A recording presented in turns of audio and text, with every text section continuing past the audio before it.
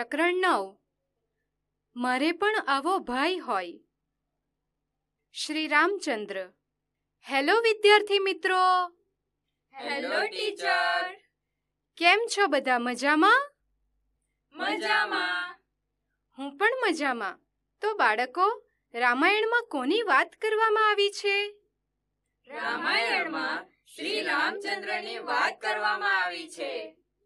ખૂબ જ સરસ. તો ચાલો આપણે સાથે મળીને શ્રી રામચંદ્ર વિશે સરસ મજાનું ગીત ગાઈએ. હા ટીચર.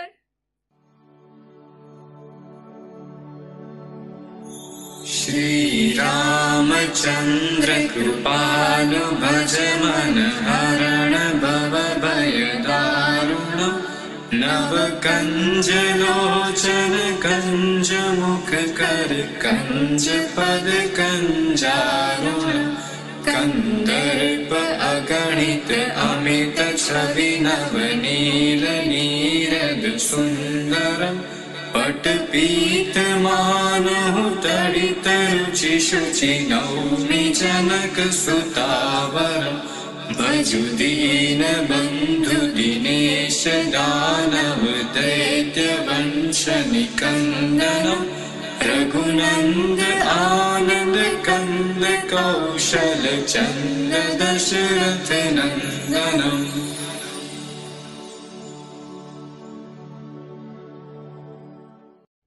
તો વિદ્યાર્થી મિત્રો, આ ચોપાઈમાં શ્રી રામચંદ્ર કે જે વિષ્ણુ ભગવાનનો અવતાર મનાય છે, તેમની અનેક રીતે પ્રશંસા કરવામાં આવી છે.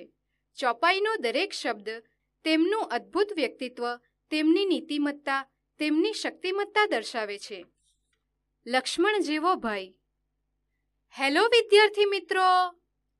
Hello teacher. કેમ છો બધા? મજામાં? મજામાં. હું પણ મજામાં. તો બાળકો, રામના નાના ભાઈનું નામ શું હતું? રામના નાના ભાઈનું નામ લક્ષ્મણ હતું. ખૂબ જ સરસ. તો ચાલો આપણે સાથે મળીને લક્ષ્મણ જેવો ભાઈ વિશે સરસ મજાનું ગીત ગાઈએ. હા ટીચર.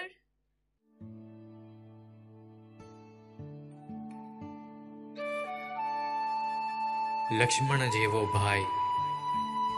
બાપા મને મોકલી દે રામ જેમ વને, જાતા મને બીક લાગે એમ છે શું તને? 14 વરસ કેટલા દહાડા કહે તો જરા ઠીક, ગમે તેટલા હોય ભલે મને શાની બીક? દિવસે તો સૌ જાય અમે જાશું રાતે, લક્ષ્મણ જેવો ભાઈ જો બા હોય મારી સાથે. નદી કાંઠે ઊભા હશે ઊંચા ઊંચા શર, જંગલમાં ઝાડ નીચે બાંધી લેશું ઘર. નૌકા તો પડી હશે કાંઠે સાવ ખાલી, બેસી જરા જોર કર્યું સડે દાટ ચાલી. ત્યાં તો બા મોટા મોટા હરણના ટોળા, દેખતાને દોડી આવે ઠેકી ઠેકી ભોળા. ખવરાવું લીલું લીલું ઘાસ ધરી હાથે, લક્ષ્મણ જેવો ભાઈ જો બા હોય મારી સાથે. કેટ કેટલા ઝાડ ઉગે કેવા કેવા ફૂલ, અમને જો તું જવા ન દે તો એ તારી ભૂલ. ભાત ભાતના ફળો જ્યારે નીચે પડે પાકી, ટોપલીઓ ભરી ભરી ઘરમાં દેશું રાખી. ભૂખ લાગીએ ખાશું અમે બેસી પાસે પાસે, લક્ષ્મણ જેવો ભાઈ જો બા હોય મારી સાથે. તડકામાં ઝાડ નીચે ઘાસ ઉપર જાશું, મોટે મોટે બેઉ જણા લલકારી ગાશું.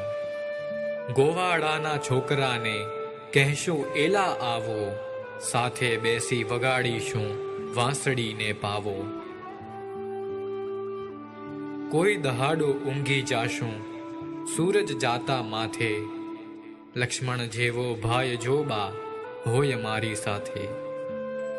વનમાં તો દાદા જેવા હશે ઋષિ મુનિ, રોજ રોજ સંભળાવે વાર્તાઓ જૂની.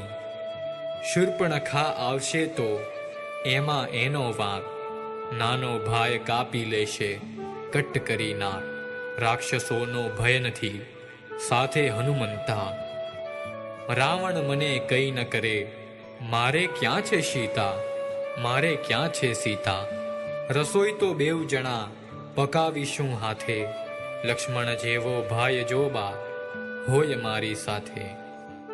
બા મને શીખવી દે રામ જેવો વેશ, માથા પર બાંધી દે રામ જેવા કેશ. વાંસ લઈને કરી દે ને ધનુષને બાણ, સૂતા પહેલા શીખવી દે જાતરાનું ગાન. ચિત્રકૂટે ઉપડીશ હું 12 વાગે રાતે, લક્ષ્મણ જેવો ભાઈ જો બા હોય મારી સાથે. બા તું ત્યારે દેને મને એક નાનો ભાઈ, 14 વર્ષ જંગલમાં ખૂબ મજા થાય. તો વિદ્યાર્થી મિત્રો, આ ગીતમાં એક નાનકડો બાળક જે રામ લક્ષ્મણથી પ્રભાવિત છે તેની વાત કરવામાં આવી છે. બાળક લક્ષ્મણ જેવા નાના ભાઈની ખેવના કરે છે. બાળક કહે છે કે જો લક્ષ્મણ જેવો નાનો ભાઈ મારી સાથે હશે તો જંગલમાં પણ મંગલ કરી રહેશું. મને શૂરપણખાનો પણ ડર નથી, કારણ કે નાનો ભાઈ તેનું નાક કાપી લેશે. મારી પાસે સીતા પણ નથી કે જેથી રાવણનો ભય રહે. બાળક તેની માતા પાસે રામ જેવો વેશ ધરવાની ઈચ્છા રાખે છે. બાળકને ધનુષબાણ લઈ ચિત્રકૂટ જવું છે, તેથી તે પોતાની માતા પાસે નાના ભાઈની માંગણી કરે છે. તેથી જ કહ્યું છે કે ભાઈ જેવો કોઈ સાથી કે મિત્ર નથી હોતો. અનન્ય અનુજ. હેલો વિદ્યાર્થી મિત્રો, હેલો ટીચર. કેમ છો બધા? મજામાં? મજામાં. હું પણ મજામાં. વિદ્યાર્થી મિત્રો, માતૃપ્રેમ એટલે કે ભાઈની લાગણી, પ્રેમ વિશે મારે આજે વાતો કરવી છે. ભાઈ ભાઈ વચ્ચેનો પ્રેમ કેવો અનન્ય હોય છે તેની વાતો જાણવી છે. હા ટીચર, ભાઈ સાથે રમવા, લડવા, ઝઘડવાની અને સાથે રહેવાની મજા જ જુદી હોય છે. ખૂબ જ સરસ. તો આજે અનન્ય અનુજ વિશેની સરસ મજાની વાર્તા સાંભળીએ. હા ટીચર. રામ અને સીતા વનમાં ઝાડ નીચે બેઠા હતા. લક્ષ્મણ થોડેક દૂર શસ્ત્ર વિદ્યાનો મહાવરો કરતા હતા. રાઘવ, લક્ષ્મણને બોલાવી લો, એ પણ થોડોક વિશ્રામ કરી લે. જાનકી, અનુજ લક્ષ્મણ થાકતો જ નથી, એને વિશ્રામની જરૂર જ પડતી નથી. તમે બંને ભાઈઓ કોણ જાણે કેવી માટીના બનેલા છો. માટી તો અયોધ્યાની જ હતી, પરંતુ અમને વિશિષ્ટ રીતે કેળવવામાં આવ્યા છે. એ કેવી રીતે? રામે પોતાના બાળપણની વાત માંડી. અમે નાના હતા ત્યારે જ પિતાશ્રી દશરથ અને કુલગુરુ વશિષ્ઠજી પાસેથી ઘણી અસ્ત્ર-શસ્ત્ર વિદ્યા શીખ્યા. એ વિદ્યાઓ શીખતા શીખતા અમે સખત પરિશ્રમ કરતા પણ શીખી ગયા. હા, બાળપણથી પરાક્રમી હતા, એટલે જ તો ગુરુ વિશ્વામિત્ર રાક્ષસોથી બચવા તમને બંનેને પોતાને ત્યાં લઈ ગયા હશે ને? ના, રાક્ષસોથી બચવા નહોતા લઈ ગયા, અમને વધુ કેળવવા લઈ ગયા હતા. એમ? મને તો જાણવા મળેલું કે તાડકા નામની રાક્ષસીને મારવા તમને લઈ ગયેલા. એ પણ ગુરુદેવ વિશ્વામિત્રની કૃપા જ હતી. જાનકી, વિશ્વામિત્ર સ્વયં બધા રાક્ષસોને મારી શકે એમ હતા, પરંતુ એ સત્કાર્ય એ અમારા હાથે કરાવવા ઈચ્છતા હતા. એક વાત ન સમજાઈ રાઘવ. તમે બંને ભાઈ ચક્રવર્તી રાજા દશરથના પુત્ર હતા, તો પણ વિશ્વામિત્રના આશ્રમે પગપાળા કેમ ગયા હતા? એ પણ અમારી કેળવણીનો જ ભાગ હતો. તમને ખબર છે જ ને જાનકી કે આશ્રમે પહોંચ્યા એ પહેલા રસ્તામાં જ મેં તાડકા વધ કરેલો. તાડકા માયાવી રાક્ષસી હતી, નહીં? હા, એ વારે ઘડીએ અદૃશ્ય થઈ શકતી, પરંતુ હું પણ પિતાશ્રી પાસેથી શબ્દવિધિ બાણ ચલાવતા શીખેલો.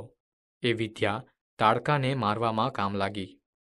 તમને આટલું બધું આવડતું હતું તો પછી વિશ્વામિત્રના આશ્રમે બીજું શું શીખવા ગયેલા? ગમે તેટલું આવડતું હોય તો પણ શીખવાનું પૂરું ન થાય જાનકી. વનવાસમાં કેવી રીતે જીવવું એ અમે વિશ્વામિત્રના આશ્રમે શીખ્યા. અયોધ્યાથી રથમાં બેસીને આશ્રમે ગયા હોય તો વનના લોકો પશુ પંખીઓ અને ઝાડવા વિશે શીખ્યા ન હોત. આશ્રમમાં અમારું બધું જ કામ જાતે કરતા શીખ્યા, એટલે અત્યારે વનવાસ દરમિયાન પણ કશી તકલીફ નથી પડતી. તકલીફ તો વીરા લક્ષ્મણને પડે. તમારા મોટાભાગના કામ તો એ કરે છે. આવી મજાની વાતો ચાલતી હતી ત્યાં એક સ્વરૂપવાન યુવતી આવી અને વાતો અટકી. હે માનવ, મારે તારી સાથે લગ્ન કરવા છે. રામ અને સીતાને નવાઈ લાગી કે કોઈ અજાણી સ્ત્રી આવી માંગણી કેવી રીતે કરે. હે યુવતી, આપનો પરિચય આપશો? હું શૂર્પણખા. આ વન ઉપર મારો અધિકાર છે. મેં તારા જેવો સ્વરૂપવાન યુવક આ પહેલા જોયો નથી, માટે તારા રૂપથી મોહીને મારે તારી સાથે લગ્ન કરવા છે. પરંતુ હે દેવી, હું તો પરણેલો છું. આ સુંદર અને સુશીલ જાનકી મારી પત્ની છે. એ ભલે હોય, મને તો તારા જેવો સ્વરૂપવાન અને બલિષ્ઠ પતિ જોઈએ એટલે જોઈએ જ. શૂર્પણખાની જીદથી રામને આશ્ચર્ય થતું હતું. રામને થયું કે આ બલા ક્યાં વળગી પાછી. જો એમ જ વાત હોય તો પેલા તલવારધારી યુવાનનું રૂપ પણ સરસ છે. એ એકલો છે, એની સાથે લગ્નની વાત કર. હે યુવાન, મારી સાથે લગ્ન કરી લે. પણ મારે નથી કરવા. અહીં માત્ર મારી મરજી ચાલે છે. હું કહું એટલે તારે મારી સાથે લગ્ન કરવા જ પડે. પરંતુ હું તો શ્રીરામનો સેવક છું. રામ કોણ છે? તમે હમણાં મળીને આવ્યા એ મારા સ્વામી પ્રભુ શ્રી રામ છે. ભલે, એમણે જ મને તારી પાસે મોકલી છે. લક્ષ્મણને મોટા ભાઈની મજાક સમજાઈ. હે દેવી, હું તો નોકર છું. જો નોકર સાથે લગ્ન કરશો તો નોકરાણી થશો. સ્વામી સાથે લગ્ન કરશો તો રાણી થશો. હું શૂર્પણખા છું, લંકાધિપતિ રાવણની બહેન શૂર્પણખા. નોકરાણી તો હરગીજ ન બનું, મહારાણી જ બનીશ. એ નોકર નથી, મારો નાનો ભાઈ છે. એની સાથે લગ્ન કરો તો પણ રાણીની જેમ જ રહી શકશો. ના, મારે તમારા સેવક સાથે લગ્ન નથી કરવા, તમારી સાથે લગ્ન કરવા છે. હે દેવી, હું એક પત્ની વ્રતધારી છું, તેથી તમારી સાથે લગ્ન ન કરી શકું. શૂર્પણખા હવે રઘવાઈ બનીને ખીજાઈ ગઈ હતી. એણે વિચાર્યું કે આ યુવકની પત્નીને મારી નાખું તો પછી એ મારી સાથે લગ્ન કરશે. આમ વિચારી એણે સીતા ઉપર હુમલો કરવાનું નક્કી કર્યું. હવે શૂર્પણખા રૂપ બદલવા માંડી. મોટા મોટા દાંત, બિહામણી આંખો અને સુપડા જેવા નખ. સુંદર યુવતીમાંથી એ વિકરાળ રાક્ષસી બની ગઈ. ભયંકર અવાજો કરતી તે સીતા તરફ ધસી. સાવધ લક્ષ્મણે ત્વરાથી કૂદીને તલવાર વીંચી તેનું નાક કાપી નાખ્યું. અરે અરે લક્ષ્મણ, ધૈર્ય ધરો. માથે તમારા પર હુમલો કરનારને હું જીવિત જ ન રહેવા દઉં. આ તો સ્ત્રી હતી એટલે ઓછી સજા કરી. લક્ષ્મણની વાત સાચી છે જાનકી. શરમ વગરના મનુષ્યને આપણે નાક વગરના કહીએ છીએ ને. શૂર્પણખા જે રીતે બેશરમ થઈને પરિણીત પુરુષ સાથે લગ્ન કરવા ઈચ્છતી હતી એ ખરેખર નાક વગર હોય તે જ યોગ્ય કહેવાય. આટલું સમજાવવા છતાં પણ સમજતી નથી, કોઈનું સાંભળતી પણ નથી. એના તો કાન પણ કાપી લેવા જોઈએ. શૂર્પણખા કપાયેલા નાક પર હાથ રાખીને ભયંકર ચીસો પાડતી ભાગી. હું તમને ત્રણેયને જોઈ લઈશ. એક કર્કશ અવાજમાં બરાડા પાડતી પાડતી અદૃશ્ય થઈ ગઈ. આ રાક્ષસી અત્યારે તો અપમાનિત થઈને ભાગી છે, પરંતુ રાવણ અને અન્ય અસુરો એનું વેર લેવા જરૂર વળતો હુમલો કરશે. આપણે સજ્જ રહેવું જોઈએ. તો વિદ્યાર્થી મિત્રો, આ વાર્તામાં રામ, લક્ષ્મણ અને સીતાને શૂર્પણખા મળી તેની વાત કરવામાં આવી છે. રામ, સીતા અને લક્ષ્મણ વનમાં જાય છે. ત્યાં એમને જંગલમાં શૂર્પણખા મળે છે અને તે રામ સાથે લગ્ન કરવા માટે તૈયાર થઈ જાય છે. ત્યારે રામ કહે છે, હું તો પરણેલો છું. મારાથી સુંદર અને સુશીલ જાનકી મારી પત્ની છે. શૂર્પણખા લક્ષ્મણ પાસે જાય છે અને લક્ષ્મણ પણ લગ્ન કરવા માટે ના પાડી દે છે. તેથી શૂર્પણખા રાક્ષસી પોતાનું અસલી રૂપ ધારણ કરે છે અને સીતાને મારવા માટે જાય છે. ત્યાં સાવધ લક્ષ્મણ ત્વરાથી કૂદીને તલવારથી તેનું નાક કાપી નાખે છે. મહાકાવ્ય રામાયણની આ ઘટનામાં રામની રમૂજ વૃત્તિ, લક્ષ્મણની ચપળતા તેમના વ્યક્તિત્વને વિવિધરંગી બનાવે છે. રામ પિતાની આજ્ઞા પાળવા માટે 14 વર્ષ વનમાં જાય છે. સીતા પતિવ્રતા ધર્મ નિભાવવા તેમની સંગાથે જાય છે, પરંતુ લક્ષ્મણ તેમના અનન્ય ભ્રાતૃભાવને કારણે રામ સીતા સાથે 14 વર્ષ વનમાં રહે છે. લક્ષ્મણ અનન્ય અનુજનું શ્રેષ્ઠ ઉદાહરણ છે.